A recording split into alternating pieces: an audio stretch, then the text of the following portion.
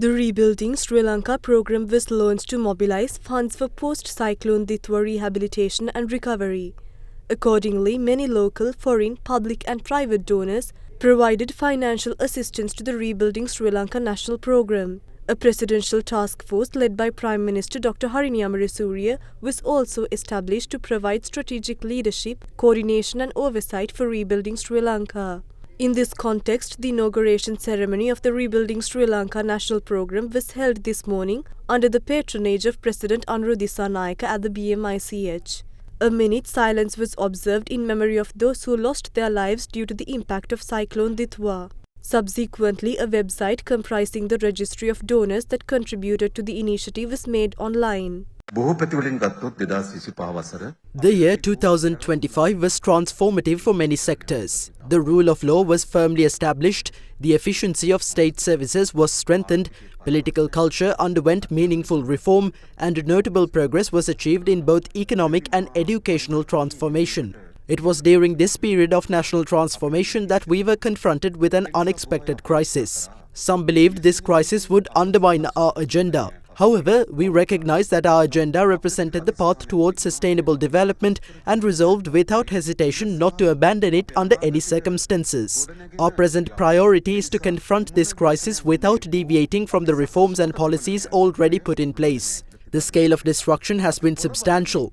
Approximately 6,000 homes have been completely destroyed while nearly 110,000 have suffered partial damage. In addition, at least 10,000 houses in high-risk areas have been deemed uninhabitable, with assessments still ongoing in certain regions. Based on current evaluations, we anticipate the need to construct a minimum of 20,000 new homes. Even prior to the crisis, the 2026 national budget included plans to build 31,000 houses.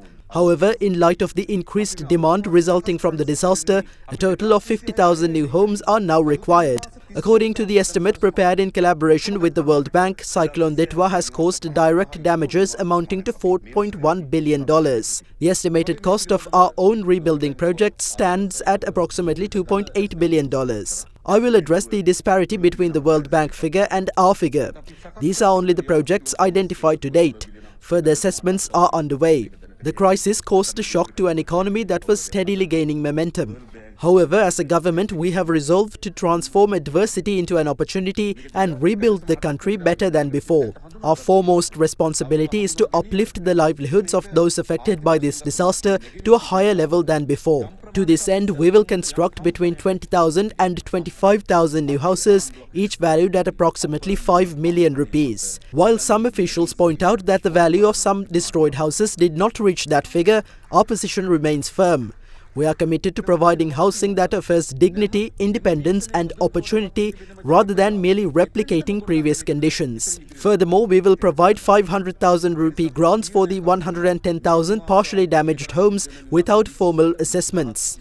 Although some argue that certain houses did not suffer sufficient damage to warrant a grant of that magnitude, our intention is to enable families to undertake additional improvements or expansions, thereby enhancing long-term resilience. The next phase of our response will focus on permanently upgrading temporary constructions. Arrangements have also been made to rehabilitate damaged infrastructure across affected regions.